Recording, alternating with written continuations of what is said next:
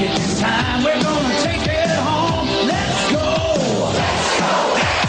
Do it. Do it. Make it happen. Where there's a Mets man, you'll find a Mets fan. Let's go. Let's go. This is a Mets year for all your Mets here. Let's go. Let's go. Bring it home. Bring it home. Bring it home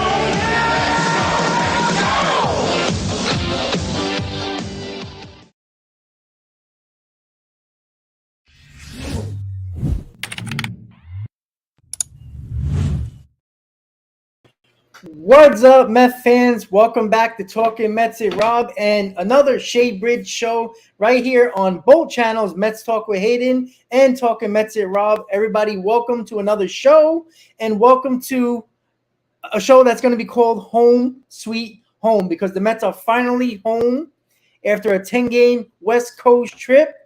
It is nice to be back home against NL East rivals that we'll talk about in a little bit, but Hayden, how are you doing, buddy? And let everybody know about your channel and how you been. Yeah, what's going on? Hope everyone is doing very well. I'm doing pretty well today. Obviously, it's nice and rainy here in South Florida, so definitely enjoyable. But yeah, hopefully everyone's doing well. Obviously, the Mets 7-3 on the West Coast trip, which is pretty acceptable in my opinion. I agree. Definitely the expectations that, in my opinion, were to be met for this team. So super happy about that. We got a good week coming ahead. The Mets are back in New York, so super happy about that. But yeah, otherwise just excited to talk about Mets baseball. Obviously, they're playing pretty well, despite a lot of dilemmas and some unfortunate obstacles that they've been facing. So it's kind of how the Mets have been known to operate the last couple of years. They'll give you a heart attack, but you still love them somehow. So yeah, Yes, I'll let you know. Absolutely, man. Yeah, absolutely. The Mets had a 7-3 road trip. And, you know, when you go on the West Coast trip, we talked about this last week on the show. What can you say as respectable or okay, great? You know, we had so many different things. I don't remember what you said, but I said 6-4. And I thought 6-4 was right on the money. I was like 6-4, 2 games over 500, not so bad on the West Coast trip, including, you know, obviously looking into like the A's being so bad, I was like 6-4, you know, we might have a little bit of a struggle against the Dodgers, and the Giants are not a good team, but they could be a competitive team for the most part. And you see what they can do. They for some reason, their offense is extremely weird. And I thought that, you know, like they would show up one day and not show up another. And that's what the Giants did the final 2 games. They kind of showed up, even though the Mets actually had chances to win in all of those games. So, but before we get started talking about the recapping of the week, if everybody knows, the Mets are home for 7 games. They're playing the Nationals for 3 and the Braves for 4. So it is an NL East rivalry week at home at Citi Field. So make sure you tune into the live streams that I'll be doing. I'm going to be posting a schedule on my community page after this stream is over to let you know, guys know the live streams that I'm going to be doing during the Mets games. But before we get started, congratulations to Abe, who won the Mets t-shirt giveaway for the channel. There was 82 entries, which is great. I mean, it was the last giveaway I did, I think there was like 30. So it got really big, really huge, and I appreciate everybody who donated to the channel and actually keeps on coming back for more, and of course the members of the channel as well. So Hayden, we're gonna start with the Dodgers series. I think we were all nervous about the Dodgers series. We know that the Dodgers aren't the same team that they were last year, right? They were just seemed like they were unbeatable last year. This year, you see the flaws. Their bullpen is not that good. Their lineup is not as strong. I mean, just look at the bottom of the lineup again with the Dodgers. They're not that good. But Max Muncy is like, you know, right up on par with Pete Alonso when it comes to home runs. But the rest of the team is struggling. And you know what? It was great to see the Mets take 2 out of 3. Game 1 was actually a lot of fun, making that little comeback. We came back twice in that ball game. But what did you see from the Mets in the Dodgers series that made you say, wow, we can really have a huge road trip on the West Coast, buddy? Yeah, I mean, it was a pretty exciting series. You look at it for the most part. This was, this was a very stressful series. First, second, and third game. You look at the first game; they were fortunate enough to eke out a win, 8-6. And even after David Peterson had pretty bad start, obviously, 5 2/3 innings, giving up 8 hits and 5 runs. Everyone kind of thought the ball game was over. But the Mets were able to battle back. Peterson really had a hard time with lefties, and that's something that we've kind of seen the whole kind of time Peterson's been around in the MLB. We've really seen him have trouble when it comes to just throwing inside to lefties. So hopefully that could be something he could, I guess, essentially get better with as time goes on. But with that said, Peterson, he did the job done. I mean, it was really Freddie Freeman that kind of beat him up. He had 2 homers off of him. Otherwise, he did decent around the lineup. He got out of jams and he kept his pitch count low after having, some rough innings. Bullpen looked good. The bullpen didn't give up any jobs. But really what is most impressive is how this team is able to battle back. I mean, you're down 3-0 going into the third inning. You tie the game. The Dodgers take the lead. You come back. I mean, this team didn't quit in the game, and that's essentially what any good ball club does. And everyone contributed. For once in my life, I think I could say this lineup had every guy contributing 1 through 9. You had Tito contribute in some way. You had Beatty. You had Vogelbach, Canna. Obviously, great games from Nimmo, McNeil, and Alonso, all having 3 hits. I think that's something we haven't seen a whole lot in their career, and those are the 3 homegrown players. So yeah, super impressive to see that. Good to see the bullpen hold down the fort. You took advantage of the Dodgers' unfortunate pitching. We know there was that balk that I think Lindor, I want to say, drew, and he's pretty intelligent with that stuff. Game 2, you just couldn't touch Kershaw. You lost 5-0. Like I said, Kershaw was untouchable. He was at going for his 200th career win, and it was a lefty. So I mean, yeah, that was kind of written up for it to be an automatic L. But essentially, you were able to get the job done. Wasn't really McGill's fault. Only 3 runs. Your offense has to do more than that. So we'll see how that goes. Yeah. Offensively, you didn't do much, but then, you move on to game 3, and then that's really where things got much more impressive. You had Max Scherzer on the mound, and, we'll talk about it a whole lot more again. You had Max Scherzer come in for 3 innings and then get it kicked out. He got ejected for quote unquote the sweat and rosin. And, we'll dive into that a little bit more later on the stream, but sweat and rosin, which, I mean, I'm not really a substance expert, but yeah, I don't know. So he got ejected, 3 innings. He looked good. He got into a rough jam in the first inning, but he looked good. And then everyone said, oh, damn it, he's out. Now you're going to trust the bullpen to get 4, 5, 6, 7, 8, 9 innings. How are you going to do that? Tip of the cap to Yacobonis. Came in 2 2/3. Could have easily wet the bed and just, given up 5 runs, but he didn't. Then you have Jeff Brigham, Drew Smith, and then the bullpen to hold down the fort to keep it a close game. Tip of the cap to Brandon Nimmo, a 5-hit game day. You don't see that very often. It's only the second time in his major league career that he's done that. So super impressive from Nimmo. I mean, I love that guy. He's been on a tear, so hopefully he can keep that up. But the offense contributed. When you were down, they came back. We saw clutch hitting, fundamental hitting. They were taking their walks, working the Dodgers bullpen, working the Dodgers pitching staff. And Dodgers bullpen isn't as great as it used to be. So I'll give them that. But yeah, very impressive what we saw with this offense. Pitching-wise, they held down the job. Plenty of RBI creations, runners in scoring position. Were able to limit guys like Muncy and Freeman and Outman before they got a lot worse and a lot more hot. Yeah, absolutely, man. Like I said, like with the whole Scherzer thing with the sweat and rosin and everything like that, again, there's so many different ways you can look at it. People, I mean, I've never heard so many non-Mets fans like have the back of Max Scherzer, because it's like, look, if you play baseball, you use rosin. If you're a pitcher or anything like that, rosin, sweat, especially in hot areas where it's very humid. Look, was he using suntan lotion? Was he using a different rosin in the dugout, in the clubhouse? Maybe, maybe not. But I still think that when it comes to Scherzer, I don't think he was necessarily quote unquote cheating. I think he was just using rosin excessively. I know the rule says you can't use too much rosin. You can't excessively use rosin. But where's the limit? That's what I had the problem with about the suspension was that what is the limit? Is it 4 pats of the rosin on your wrist? Is it you can only pick it up once during at bat, or whatever it is? How many times you can put rosin on your arms and your hand?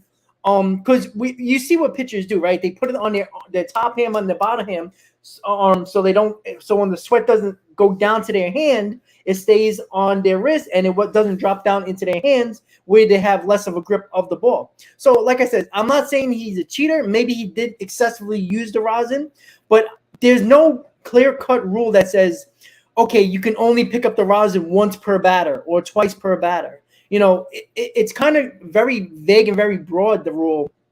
And I don't know if that's the case, then there should be more pitchers getting ejected from games and getting suspended, unless it's Phil Cuzzy, right? That might be the bigger reason is the umpire. So that's the way I see it. But yeah. And I mean, listen, I don't think you have to be, I don't think you have to have a 200 IQ to figure this out. But you're not going to tell me, since the rule was implemented in 2021, 3 players have been ejected from the game because of an illegal substance. And all of it is by Phil Cuzzy. I mean, talk about a coincidence. And regardless, Scherzer's not an idiot. He's 38 years old. He's been in this ball game for a while. I don't think he knows of any loopholes. And I'm sure even if he did, I don't even think he would go through it. The risk of getting caught. And the fact is, he goes out there the first time. They tell him to change his glove. He did it. Second time he went out there, they said his left hand was sticky. Last I checked, he's a righty. So tell me, how are you going to take your glove off and flip-flop from your left hand to your right hand? Obvious. Yeah, it would be pretty obvious. You would see them pausing the game every 10 seconds and rubbing their hands and something like that. So I think it's a very silly situation. And this is where I think MLB needs to step in, and the commissioner's office needs to step in. And they actually need to hold these guys accountable, the umpires, because, there's no, anyone can get accused of it. And then, boom, you're out for 10 games because of that. So I think it's arbitrary. I think it's stupid. And, someone said, what is too much? Well, that's a good question. How do you determine how much is too much rosin, or how much is too much of a pine tar or something? Exactly. Because if that was no clear and concise way, and MLB should have protocols, scientific protocols, where they could test the stuff on the spot, because you can't just go around and start ejecting and suspending innocent people. I mean, exactly. And like I said, and there's no such amount that is verified or specified saying, all right, this is how much you can use. Like I said, if they says, okay, you can only pick up the rosin twice during each at bat, fine, that's understandable. If it was excessive by Scherzer, fine. But you saw with the Yankees and Domingo Germán, who was told repeatedly to wash his hands twice, and either he did it or didn't do it enough, and they kept him in the ball game. So you're telling me that, it was just a little enough for Germán not to be ejected, but for Scherzer it was too excessive. And I don't know if you saw David Cohn do a little bit of an experiment on rosin, and then the stickiness of his hands, and then wash his hands with alcohol and touch the rosin again and put the ball in. He had his ball, the baseball on with his fingers, and it stuck to his fingers. So he's showing that it is actually possible that even if he did everything the umpires and the officials, MLB officials, did and said, it's still going to be sticky. It just doesn't, wash off miraculously, and your hand's going to be completely washed of everything, and you won't have no sticky stuff on your hands. And then also, when he talked about the glove and the sticky stuff on the glove, he also had the pitch comm connected to his glove where he was choosing his pitches, which had an adhesive tape that they put on his glove. So that was where the sticky stuff came from as well. So there was no clear-cut, obvious situation where it's like, okay, was he using Spider Tech? Was he using glue? Whatever he was using, there was nothing there except even the umpires didn't believe that it was more than rosin. It was just more rosin. So what do you do? And that's what I don't understand. Then every I've been paying attention to it a lot more. Hey, did any pitcher get suspended today or get ejected from the game? Oh, well, guess not. Well, did Phil Cuzzy just have a good week, so he's not going to eject everybody today? So It seems like Phil Cuzzy is picking and choosing what pitches he wants to go after. If that, because if you notice, it's a couple of guys that had a lot to say in regards to the lockout last year about the union. That was huge. And it was the three pitchers. Now, Scherzer's the biggest one name-wise, but the other two pitchers had a lot to say on Twitter and had a lot to say on other social media of their pages about the lockout and how Major League Baseball is trying to ruin the sport. So those three guys that are big union guys, Scherzer, the biggest name, obviously, but big union guys were the ones ejected by Phil Cuzzy only, and nobody else has gotten caught. You're going to tell me not one pitcher in Major League Baseball, maybe even a younger pitcher that is trying to stay in the big leagues, not going to put excess, rosin to get a little bit more stickiness to stay in the big leagues, but it's only those three guys. It doesn't make sense to me. And until they fix this rule and critique it, like I said, the rule is there for a reason, but you can't just go by judgment calls. This isn't the NFL with pass interference or holding. This is a judgment call by the umpire that at that moment he has to make a judgment call. This isn't a ball and a strike, right? Apparently it's a judgment call to call a ball or a strike. It's not letters to knees anymore, right? It's their judgment on what's a ball and what's a strike. You can't give an umpire, the book and say, here, this is the ruling, go after it. This is the judgment. This is the judgment call I'm going to make. That's not the way it's supposed to be. And until they figure that out, is it going to be a problem? It hasn't been over, about a week now? Almost a week? 5 days or so? So nobody's gotten thrown out because of excessive rosin or any stickiness of the hand. I think that's very hard to believe, buddy. But what are we going to do at this point? All we know is that Scherzer should be back. The last game, which would be May 1st against the Braves. I'm assuming he's allowed to throw. He's allowed to warm up in the bullpen or does whatever he does during his routine. But he's going to be off for 6, 7, almost 11, 12 days if you really think about it, considering the fact that he pitched 3 innings and then basically shut down. And I'm assuming hopefully he's throwing and warming up and keeping himself loose and everything like that. But he's not going to pitch for 10 days. And now he's going to pitch against the Braves, who we all know is a very good lineup. And we have to look at the fact that what are we going to get from Max Scherzer at that point? But with the whole Scherzer thing, it was great to see the Mets come back in Game 1 against the Dodgers.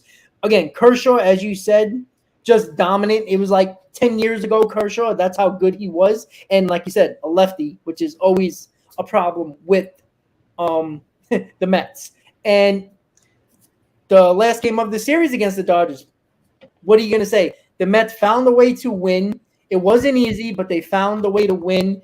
And to beat the Dodgers, even though they're not the same team as last year, it's not easy to play at Dodger Stadium in that ballpark against that team. And the Mets prevailed, took 2 out of 3. At the moment, they were 5-1 at the time. 5-1 at the time going into San Francisco. And then going to the San Francisco series. When the first 2 games of the series, Met fans are feeling real good. 7-1 going into their last 2 games. And then everything else happened. David Peterson happened and Tyler McGill happened. And I'm not mad about the 7-3 record. And I said this prior to the West Coast trip on the last show, that no matter what the record is on the West Coast, people are going to complain about how it ended more than how the overall West Coast trip was. And are people down? Met fans down, and I want to know you guys in the chat. What are you down because they lasted the last 2 games of the series and the West Coast trip, or are you happy with the overall result of 7-3? Because I'm happy with the 7-3 results. I said 6-4 road trip. That's a game better than I thought, and I'm happy with that. Going 7-3 on a West Coast trip, a long West Coast trip, and playing 13 team games against teams from California, including the Padres before the West Coast trip. A lot of games against the West Coast teams and staying, basically 11 days on the West Coast. It's hard. It's not easy. And if you go anything better than 500, I think it's a win. And then the Mets kept pace with the Atlanta Braves, who, oh, by the way, just got swept by the Houston Astros. And I don't see no trolls in this chat today with the Brave fans because that's what they usually do. They don't show up when they lose. And by the way, they're doing the same exact thing last year. They're not beating teams over 500. They're beating the bad teams only so far this year.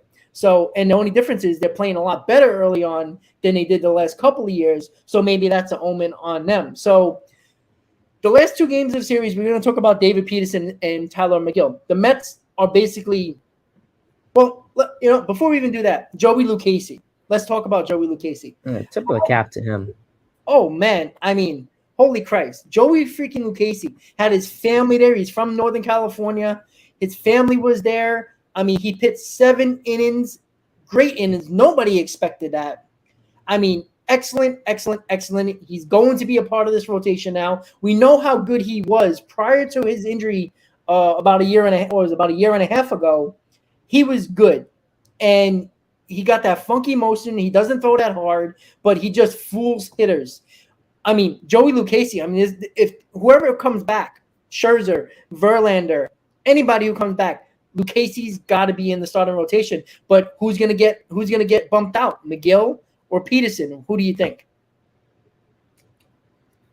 Yeah, it's really kind of tough. I mean, both guys have had an equal amount of inadequate outings, but probably give it to McGill just because of the resume and what the consistency he's shown. I mean, when you look at this series, obviously games 1 and 2 are great. You were riding in high and everyone's saying, oh, let's take 3 or 4. Hey, let's even sweep the 4-game set potentially. You look at game 1, offensively, this team raked with the long ball. You had Alonso, Escobar. You even had McNeil hitting a home run, which tell me how often that happens, like 5-6 times a year, Exactly. Which is great. He's a good hitter, just not known for power, just has a different mentality of playing baseball. But the first 2 starts, you looked good when it came to pitching. You had Kodai Senga went out there, dominated. You had the offense back him up. You beat up against the lefty Sean Manaea, and that's what good ball clubs do. You look at the game 2. You went out there. Joey Lucchesi pitched phenomenal. The first pitcher of the season to pitch into the 7th inning. Who would have thought that? It would have been Joey Lucchesi. 7 innings, 4 hits, 2 walks, 9 strikeouts. Got into a jam the first inning, got out of it clean, relied on his elite defense to turn double plays, make the plays that needed to be made. The Cherv looked a little hard with location at first, but then just started to pinpoint, started to get a lot of swinging and misses with the Cherv and the Slutter. 2 good put-away pitches. His fastball was out there. He doesn't throw very hard, but he doesn't need to because his stuff is just disgusting. It's filthy. The drop, the movement. I mean, it's on another planet. So yeah, Lucchesi looked great, and then Rayleigh and Tommy Hunter came in and backed him up. You scored 7 runs. Obviously, Pete Alonso had a phenomenal night. Obviously, another 4 RBI night. Alonso having back-to-back 4 RBI evenings, so you like to see that. He had his 10th home run on the season. But yeah, everyone really contributed in the first 2 games. I mean, 9-4, and then 7-0. And then you go to game 3 and 4, and then that's when David Peterson came in and just set 5 innings, 7 runs, and that's unacceptable. Nope. I mean, 4 innings, 4 runs in the first inning, and that can't happen. And if that's going to be the case, when and then if, like I said, when it gets into McGill and Peterson, more so Peterson because McGill, has more upside, as you could say, or more of a resume. If Peterson's going to go out there and just wet the bed the first inning, give up 4 or 5 runs, and then, oh, shoot, what do? It's one thing if you give up a run or 2. It's a ball game. But if the ball game's kind of out of reach, what are you going to do? So, you're going to suck it up and wait another, 7 days for Scherzer to come back, and then probably another 10 days for Verlander to come back, Scherzer in less than 10. And then even then, you're going to have a question. I mean, you have Carrasco on the IL. So, I mean, do you roll out with like a Verlander, Scherzer, Lucchesi, Senga, McGill? And then, if Carrasco comes back, I mean, that's something that, Billy Epler and, Buck Showalter and the Mets coaching staff is really going to have to investigate because, I love David Peterson. I love he's been with this organization for 2020 during a lot of low moments. And he came out there and took the ground spot theoretically for half of his outings. And you look at last year where McGill and Peterson combined for like 20 something of the Mets wins last year. Yeah. And, so far that's not the case. McGill has 3 wins. Peterson has wins. I know win-loss is kind of a, silly statistic, but still, how many losses does Peterson now have? 4. How many does McGill have? 2. So are we seeing the same results as last year? No, because McGill was dominant in all of April, 4-0 with I hate ERA, but he had like a 1.69 ERA. Yeah. I mean, that's nice and elite. So we're not seeing the same results. And with that said, we're going to be looking at other candidates like Joey Lucchesi, Jose Butto. Butto pitched against the A's, but put him against the Nationals lineup. Maybe he can put up similar numbers. This bullpen is going to be very overtaxed. And that's my biggest concern, is that you're going to kill these arms in April. Yeah. If it was August or September, okay. But you can't kill them in April. I don't, people are saying, oh, should the Mets have an opener? No, you can't waste 5 arms for a day and then, So, we're going to have to see what the Mets are going to do. But it was a successful San Francisco series. You tied it. I think you could have easily won yesterday's game. I don't know why Drew Smith was in the 8th inning. I got a lot to say about that. A big no-no. And then Buck Showalter goes to tell me that he has the same level of talent as David Robertson and Adam Ottavino. I don't know how many brain cells I lost about that. No, the Mets did not win the Lucas Duda trade. Drew Smith is horrible. He's abysmal. He's a barrel merchant, walk the ballpark, and he can't pitch in high leverage situations. And I don't know why Buck doesn't understand that. I love Buck, but the one thing I'll go after him on is the bullpen. And correct. I feel now that Diaz is out, Buck's with a little uncertainty with the bullpen, because last year you had Diaz in the 9th, automatic, no question. Now he's out. Do you put Robertson in the 9th? Do you put Ottavino in the 9th? Well, then who goes to the 8th now? Who goes to the 7th? Do you put John Curtis? So now I feel like kind of, Diaz is gone. Yeah, it's not a huge impact, but it kind of is because it's a domino effect. Yeah. So I feel Buck's a little lost now, because last year he had the consistency of Diaz and he doesn't have it this year. So, Yeah, I agree. And, and you see the effect of not having Diaz, because now, Drew Smith probably wouldn't have been in that spot yesterday. He's not very good against lefties. High leverage situation, he has trouble. And you see what happens without Diaz now. He has to pitch in those spots, because who else is there to trust? Even though I do have a guy that was pitched well since he's come up, that I think he should replace Drew Smith in high leverage situations, and that's Jeff Brigham. But Drew Smith is a guy that he's got electric stuff. He falls in love with his slider. He falls in love with pitching on the outside corner of against lefties, and then likes to come in on a slider with his slider that he loves so much to lefties. I'm sorry, I'm a left-handed hitter. Throw me a slider that always goes middle in every single time to a left-hander. Drew Smith cannot get out lefties. If he uses high fastball, that is one of his better pitches that he never throws, especially with Nito behind the plate. If Nito's behind the plate, he's throwing sliders every pitch. Like, that seems like the way Nito goes with when it comes to Drew Smith. Drew Smith is an absolute disaster in high-level situations. I thought he would be better than last year before he got hurt, but he's the same pitcher. Jeff Brigham needs to be the guy to replace Smith in high-level situations in the 7th. Whatever you want to do with 8th and 9th with Ottavino or Robertson, I think both of them are fine, even though I'd rather have Ottavino 8th and keep Robinson in the 9th. I think they should have a role. Every now and then, I know you might have to switch it up depending on, what Buck seems to be doing this year is, let me look at the lineup. If there's guys that are, 3 righties in a row that are really tough against, that has a hard time hitting against, sidearm right-handers like Ottavino, you pitch him in the 9th.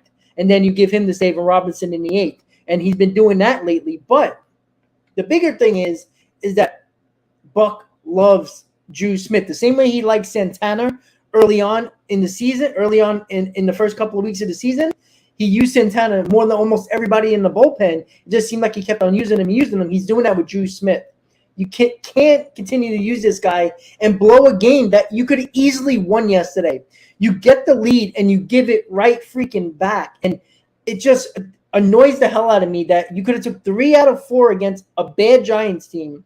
Go 8-2 on this road trip. I know it's not the end of the world, and I know it's early in the season, but you could have been a half a game up in first place. I know that's not a big deal now, but coming home to a fan base that before this West Coast trip was on eggshells. They were walking on eggshells. They were not sure how this West Coast trip was going to do. Just because it's not June and you hear about the June swoon about the West Coast trip that the Mets always seem to have in June is now in April. Mets fans were extremely concerned, as well as the Braves were playing.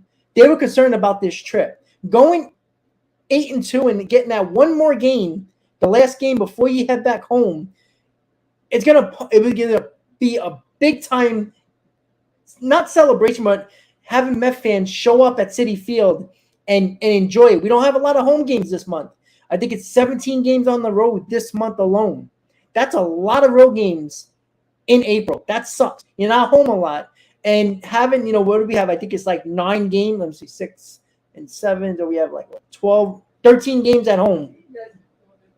And that's very little considering the fact that the Braves, I think, has almost 20, if I'm not mistaken, and the Phillies have 19. They have a lot of games at home as well. So, we had a good road trip, and we so far so good in April. But it would have been nice to go 8-2 and come back home and get our fans in the ballpark, especially to try to beat up on the Nationals right before a 4-game set against the team you're probably going to fight against when it comes to the division. And how nice would it be is to kick some ass against the Braves? And look who just rolls in the chat is JL, the Brave fan. How you doing, JL?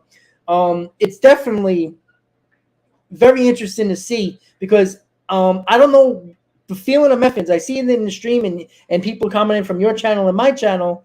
They're kind of, I guess, 80-20 confident with this team right now. Maybe more of a believer after this West Coast trip.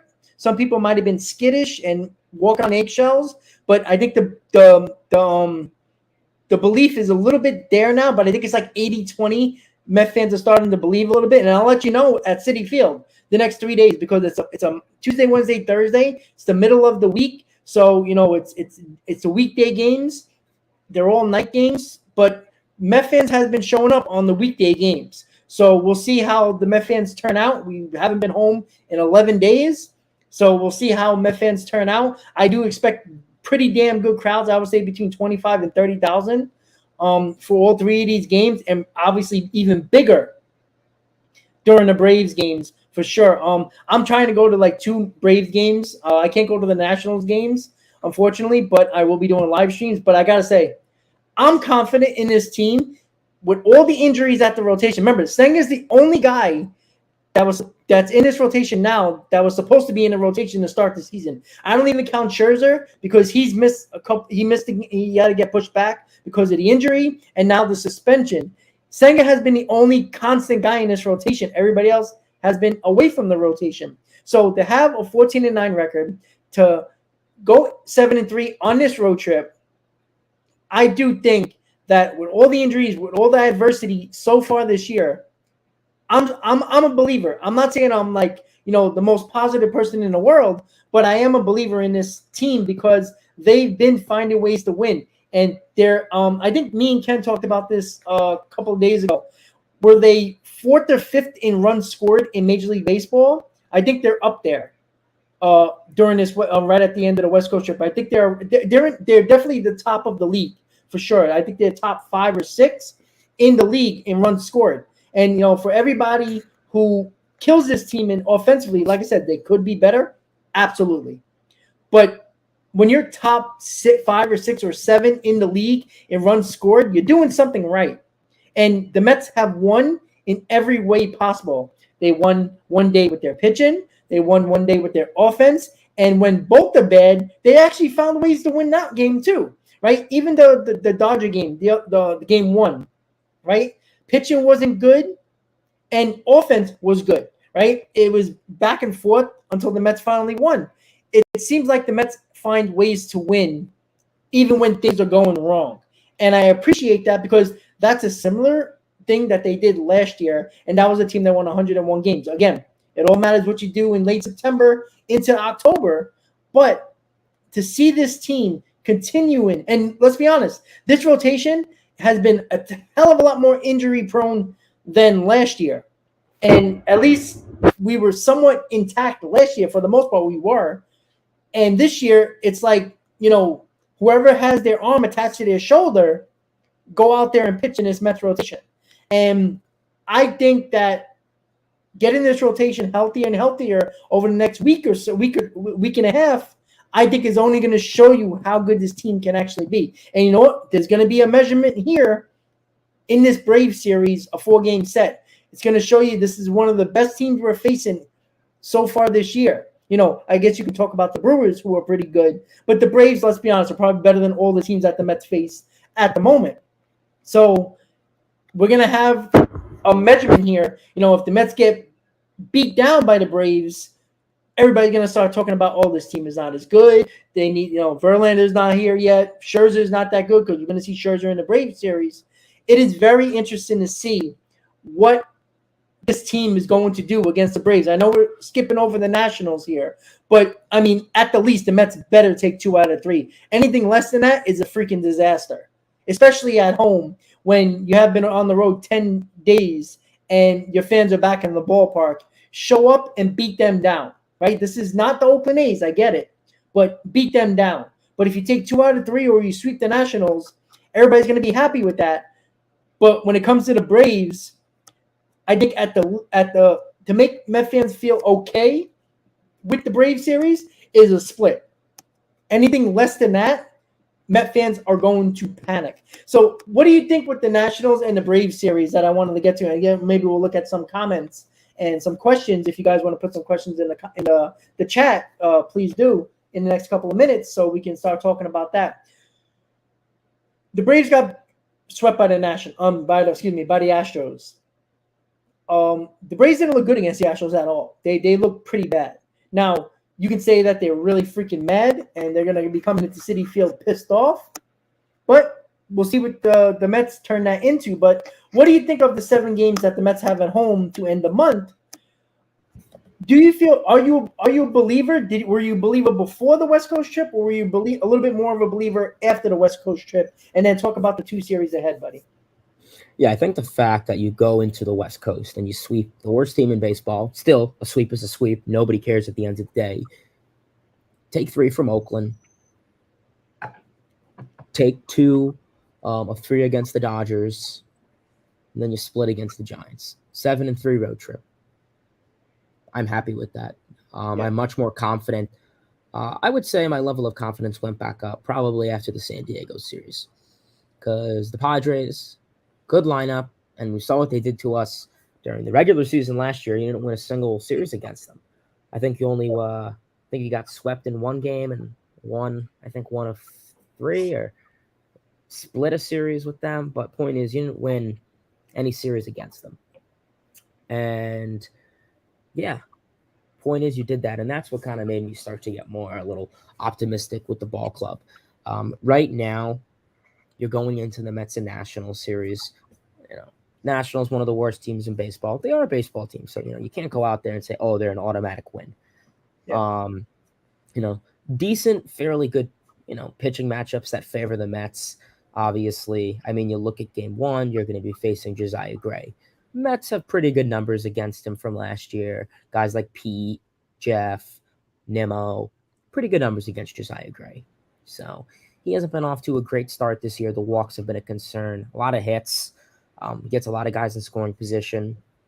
So, yeah, we'll essentially see how that goes.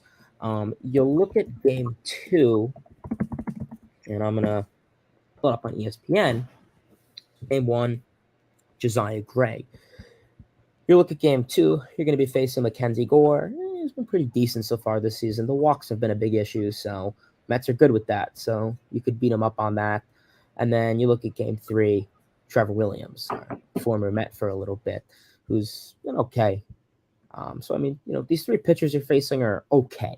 That's literally what I'm going to say. They're not Patrick Corbin, but they're not, Garrett Cole or, Jacob deGrom or, No. Cy Young. So you'll be in a good spot. This Nationals lineup isn't that great. Even when they played Minnesota this past weekend, they didn't score a lot of runs. So I think this is a ball team. You score 4 runs, you'll win the ball game most likely. So I think the pitching matchups favor the Mets. Offensive matchups favor the Mets. I mean, money line, betting wise, favors the Mets. I know I don't really do that, but still, it favors the Mets. So I'd like to sweep. I would be happy with the sweep. You take 2 or 3, I'll say, okay. Anything less is very disappointing, I would say. And then you go into the Braves, split it. If you take anything more than a split from the Braves, I would be happy with that because you don't want to only take one of 4. I mean, that would be very upsetting. Considering last year and you don't play them as much, so these games are going to be more valuable. And then the Braves matchups. It's where it gets a little interesting. Fried and Peterson, Strider, McGill, Morton and to be determined, Elder and Senga. I don't know who wins that pitching matchup. To be honest with you, it doesn't look good for either team. I mean, Max Fried and Spencer Strider have it starting off the year great. Yes. So maybe you struggle at first and then you bounce back the last 2. You send a message. They're both day games. It's Sunday and Monday. I think the Mets have pretty good numbers on day games, but that's kind of an irrelevant fact. So we'll see. Maybe you throw in Budo Sunday, and then, Monday afternoon they put on a show. I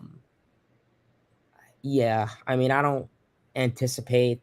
Who knows? Maybe Peterson and McGill go out there and they say, screw y'all for for trash talking us. Here we go. Yeah. You have to be careful, especially with Peterson. He doesn't have good numbers against lefties. Same for McGill. Yeah. Olsen. That's what I worry. That's what I worry about them. Like Olsen's been a beast this year for the Braves. Strider and Fried have been really good for them. And JL just said it. I was going to bring it up. I was just looking at his numbers. He's been his pitch count has been a lot better. That was his problem last year. He wasn't throwing enough strikes, and his pitch count was extremely high. But you're facing the Mets, who are top of on base percentage, and I'm top in walks, and they take a lot of pitches. They work the counts, and that's going to be a test for Strider. Even though Strider, I think, is the top in the league in strikeouts, if I'm not mistaken. And he's been a lot better than he was last year, but he also hasn't faced a team like the Mets who take a lot of pitches and work the count, foul off a lot of pitches, and make Strider. He had one game last year where he didn't look good at Citi Field against the Mets, and then when he pitched against us in September, he looked great. So it's just a matter of what type of Strider you're going to get against a Mets team that he actually struggled against. And I do wonder that Max Fried, I think he's always going to be a problem, even though the Mets did pretty well against him last year. Again, it's a lefty. The Mets always seem to struggle against a lefty because their best lineup is not out there over the lefty. And then with Marte struggling, who is like the top of the lineup guy that usually kills lefty, Marte's struggling. And it hurts the top of the lineup when Marte is struggling against lefties because the bottom of the order, Vogelback won't be playing. Pham is going to be playing, which Pham has been good. But, can Pham hit Max Fried? We'll see. But the bottom of the order is, is Beatty going to play or is Escobar going to get the start? That's something that Book likes to do. Is Escobar going to be the right-handed bat at third base? And is Alvarez going to get the start over Nito? There's something, I think Alvarez should be playing every day now. So, maybe the lineup will be a little bit better because Alvarez is in that lineup instead of Nito. That can only help. But I do think when it comes to the Braves, look, they got injuries too, not as much as the Mets, but they got key guys injured as well. And both of these, look, we're the walking wounded right now in the NL East, both of us. Like, it's going to be, the battle of nutrition, basically. Who can overcome these obstacles early on because, for the last 2 years, the Braves, not necessarily was injuries, but they started off slow. And last year, the Mets started off extremely fast. Is that a good thing or a bad thing for both teams? Who knows?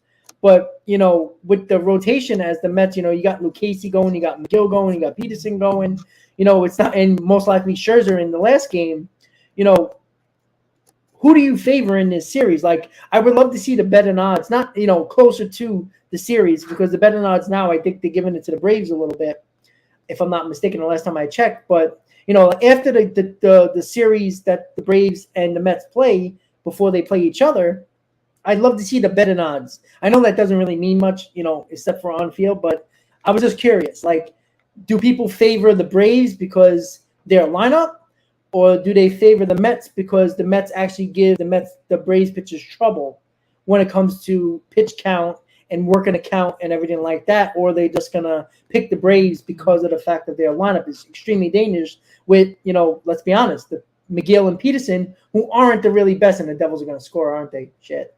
All right. Devils just scored, by the way. God damn it. Jack Hughes? Yep, of course. So sorry, other guys. The Rangers I'm watching right now, and the Rangers are going to choke, probably. Sorry.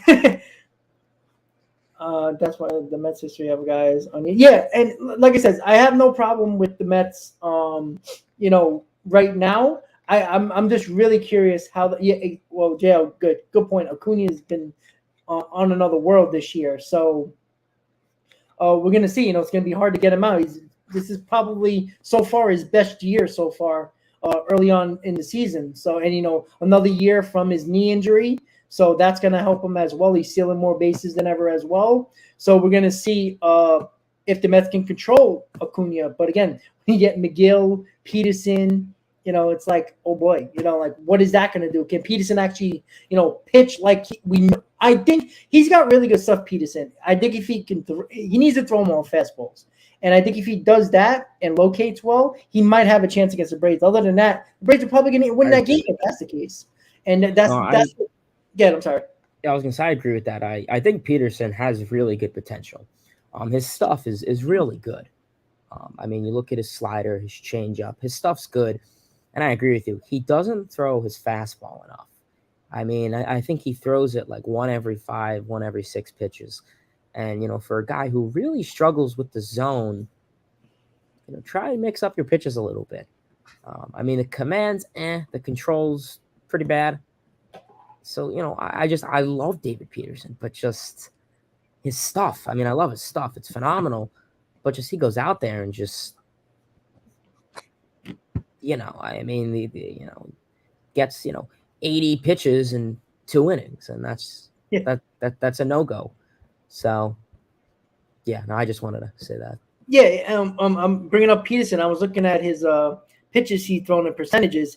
He threw, hold on, I'm going to check it right now. I just had it on. Okay, so his overall pitches percentage-wise of what he thrown against the Giants, he threw 68% sliders. 68% with a team that was clearly behind on his fastball, couldn't catch up to his high fastball at all, or even his fastball in general, right? All the home runs that were hit against Peterson and the hard hit balls were all on that slider. And I just don't understand it. I don't know if it's Hefner. I don't know if it's Nito. I'm not going to kill Alvarez because he's still learning to catch here. I'm not expecting him to tell Peterson, hey, you got to stop throwing your breaking ball here. But where's Hefner? Where is Buck? Where is the other pitchers in this rotation? Where's Scherzer sitting on the bench? Or where's Verlander? Anybody who's sitting on the bench does not notice that his slider is speeding up the bat of the hitters. Even against the Giants, they were speeding up his bat, their bats, and they couldn't catch to any of his fastballs. And I just don't understand why. I understand you love your slider, but when your fastball is working and they can't hit it, I'm sorry, 68% sliders is not the key to success. I don't care who you are. And it just doesn't make sense, especially in a high strikeout league that everybody strikes out now. They were clearly getting their bat speed up because of him throwing breaking balls. And it just doesn't make sense to me. And until he realizes that, until Hefner or whoever is actually paying attention in that Mets dugout, they have to start making him throw strikes, those fastballs more, because he's got a nice fastball. He locates his fastball. His high fastball is almost untouchable. Until he does that, I don't think there's any chance he's going to have against the Braves. I truly believe that. I think he's going to get destroyed against the Braves. And you just hope that the Mets offense can keep the pace up in that ballgame. Again, let's see what happens on the field. But if he doesn't change that, it's going to be a huge problem. So if anybody wants to give comments or questions or anything that we can talk about for the next couple of minutes before we end the show, let's just see what people got. Let's see what Carlos got about Peterson. When he is on, he is on, and when he's not, he is not. I mean, that's basically Peterson in a nutshell. He's either very hot, but I mean, this year we really haven't seen one game. We've seen Peterson. That was the second game of the season against the Marlins. He pitched great. He just lost 2-1 because he got outpitched. Not his fault. The offense didn't come around. But yeah, Peterson is you'll know right away with Peterson. He either looked very good early on, and if he throwing more fastballs than breakables, he might have a good night. But yeah, I mean, like you were saying, Hayden, he's either hot or he's cold. He's never in between. Can you give me 5 innings, 3 runs? I mean, that's in between both of them. I don't want to say 6 runs, 3 innings, or 1 run, 6 innings. He's never in between. Give me a decent start. If you give me 5 runs, 2 or 3 runs, 5 innings, 2 or 3 runs, I think we would take that at this point. It gives us an offense to actually come back. But when you basically give up 4 runs in the first couple of innings, now your offense has to work harder to get back into this ball game. You can't always come back. Sooner or later, the pitcher actually has to, grow a pair and, bear down a little bit and realize what is not working. And it doesn't seem like Peterson is working right now or figuring it out. And I don't think anybody's helping him at this point. Somebody's got to call out Hefner. Somebody's got to call out Buck. Somebody's got to call out the pitching staff. Like, somebody's got to – if we can see that Peterson is throwing too many sliders and it's hurting him, why doesn't anybody else actually see that, Hayden? I just don't get it. Yeah, I don't really know the exact reasoning to why David Peterson, I guess, is essentially throwing what he's throwing and what he does. He's the definition of inconsistent. He'll go out there, have an outing, 7 innings, 1 run, 6 strikeouts, something like that. Decent pitch count, 80, 90, 100. And then he'll have another outing where he'll go 3 2/3 with 5 runs, 4 walks, and 1 strikeout. And he's been getting a little bit better with the walks. I still think that's something he needs to work on. Mm-hmm. And I think that's just wear and tear. I think that's just getting acclimated. I think that's something that him and Hefner and him and the pitching staff are really just gonna have to work on, is locating the zone. You think it's kind of common sense. Don't throw the slider as much. And, you don't think Hefner and like you said, I don't know if it's Hefner that's telling him that. I don't know if it's Nito that's telling him that. I have to look at his pitch percentage from last year. Maybe it is Nito because, was McCann. And even then, statistically, I think Peterson was better last year with Nito behind the plate than McCann. I don't know if that was because that's a lefty thing or if that's because of what he was calling him to throw. So, I don't really know what the reasoning behind that is. I'll look on Baseball Savant.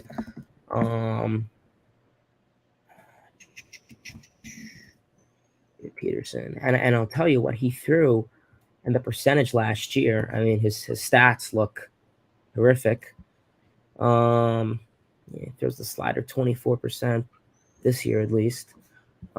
Slider last year. Yeah, last year he threw the fastball much more. The slider, he had 550 sliders, 716 fastballs, 307 changeups, 221 sinkers, and 95 curveballs. I like him to throw the curveball a little bit more. It's a decent put away pitch, I feel. He does have a nice one when he throws. Yeah, it's only given up. Ironically, that was one of his best pitches last year was the slider. And this year, it's the worst. You see, that's what I'm saying. So clearly, they're not paying attention to what's going on now, or that I just don't know. Like, just because it was good last year, and this goes back to history, like why? Just because it was good last year doesn't mean it's going to be good this year, and it's clearly not. Like, if you see the data, you clearly pulled it up in 2 seconds. They can pull it up in a nanosecond with all the analytics and all the nerds that are behind the desk. Processing all this stuff. I just don't understand. Somebody is telling him and Hefner and the staff, the slider is your pitch. Like that's something that I just don't get. And I'm telling you right now, the slider's good, but it's not good this year. So something's not working. I don't know. Grant said he looks like he's tipping his pitches. Tipping that slider, there might be a possibility. He's talking about his glove, tilting it a little bit to the left. That's something that could be a possibility, and they're reading it, and somebody figured it out. But shouldn't the Mets know that too at some point? Like somebody's not doing their job, and it's getting annoying now because we are losing games and getting behind early, and we have to come back every Peterson start. It just doesn't work for me. Like we can't keep on doing that because our offense could come back, but not every single time. And I don't want to be behind the 8 ball in the second inning. Like. I'll probably be online getting chicken fingers and fries and missing 2 innings, but hopefully it's not most of the game right there with the runs. But at the same time, I just don't get it with Peterson. But when it comes to this Brave series, or let's not pass over the National Series. No, let's take care of business there. But this Brave series, I think is going to be a litmus test for this team because it's going to make believers out of Mets fans, or it's going to make Met fans who are very pessimistic probably very, very nervous to start the month of May, buddy. So before we say anything else, you said 2 out of 3. What record are you gonna give the Mets for this homestand, the 7-game homestand? Yeah, I think I would like them to see 2-3 against DC, split the Braves, so that's 4-3. I think that's fine. Anything below 4-3, I'd be a little bummed. So yeah, I agree. Yeah, I agree with you. I think 5-2 is probably where I would be happy, and anything better, you would be ecstatic. But 4-3 is the worst it could be. It can't be worse than that because even if you take 2 out of 3 against the Nationals, and you split the Brave series. That's your 4-3 right there. But if you sweep the National Series, if you only take 1 game against the Braves, you 1 game over 500 during that homestand. But sweeping the Nationals, Met fans are going to be pumped up going into that Brave series. Friday, Saturday, Sunday, Monday. It's going to be insane, and I just hope that because you notice the Mets, for the most part, offensively, have been struggling with runners in scoring position that series against the Giants, or at least the last 3 games against the Giants. The offense has been struggling a little bit. I know they scored 4 runs in both of the last 2 games, but they had a lot of runners left on base those last 2 games where they could easily swept that series as well with all the runners they left on base. I don't want to see the offense start to struggle once they get home, and who the hell knows? And we all know about Dominic Smith. He's probably going to kill us because there's always somebody that wants to come back and destroy us. And if Dominic Smith gets a standing ovation from Met fans, I'm going to be very, very upset. I'm just saying. Look, I like Dominic Smith. I like Dominic Smith. But Met fans, when you start a Twitter account that, Dom Squad and all that stuff, when a guy had 60-game season that was really good, and then every other time was just completely terrible. And granted, he'd probably be better if he started every day, and unfortunately Alonso's there, so he couldn't really do that, and left field is not his position. But could we not give this guy a standing ovation like he'd done something with the Mets? All right, he did absolutely nothing with the Mets. And I know that probably pissed a lot of Met fans off, but I'm not going to give him a standing ovation. I'll give him a nice little golf clap. Because, he had some moments, last game of the season against the Braves, hitting the walk-off home run after coming back from that leg injury. Great. That was fun. But he hit a game-winning home run when it meant nothing, right? In the 60-game season, I throw that in the garbage. So I just don't want to see that, but I know Met fans are gonna give him a standing ovation. They probably do a freaking tribute video for Dom Smith as well. So it'll be very interesting. So hopefully Dominic Smith doesn't kill us. 2 out of 3 at least for the Mets against the Nationals. Very happy with a sweep if that happens. I mean, you can't say anything better than that. And the Braves series, we'll see how that goes. But I think a split would be something that I think the Met fans would be okay with, depending on what happens in the National series. So, Hayden, last words on the West Coast trip, last words on the homestand coming up, and last words about your channel and whatever else you got to say before we head out.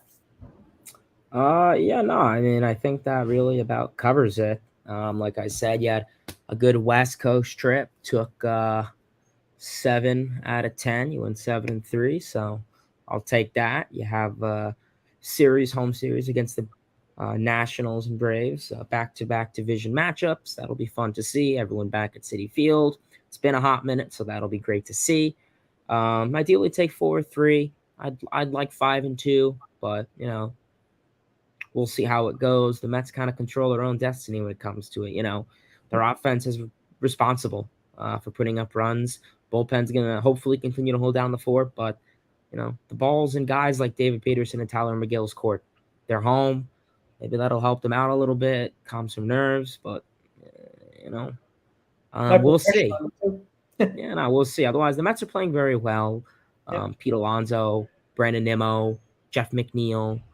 My 3 favorite players, essentially, Alonso, McNeil, and Nimmo, playing phenomenal. I'm happy because of that. Otherwise, bullpen's looking great. Offense is driving in runs. They're getting on base. Defense is looking great. Bullpen's doing great. Pitching's doing what they can with what they have.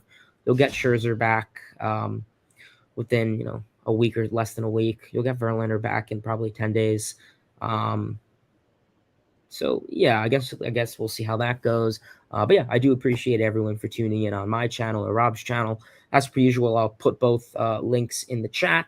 So if you guys want to subscribe to both, we would definitely appreciate that. Otherwise, that's really all I got. I put my link in the chat if anyone wants to subscribe. And yeah, I guess that's really all I got.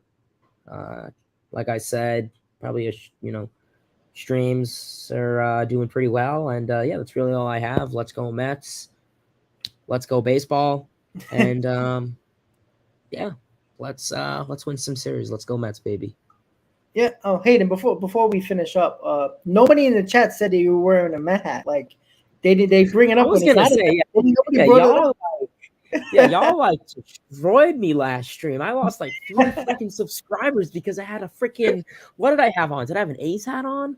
Hold on. Yeah. Let me go back to this. I got destroyed. It was last stream. What did I have? Yeah, I had an Oakland A's hat on, and I was getting ripped. And now I have this lovely hat on from Citi Field. Not a word. Not a word. I guess it is how it should be. But yeah, definitely. We'll see how that goes. But yeah, subscribe. Mets Talk with Hayden. Talking Mets with Rob. And yeah, Mets stop. Let's go, baby. That's it. So again, subscribe to Mets Talk with Hayden. Subscribe to my channel. Once again, guys, thank you for tuning in to the SHEA Bridge Show. 14-9 is the record, according to Mr. Met. Right there. There you go. 14-9.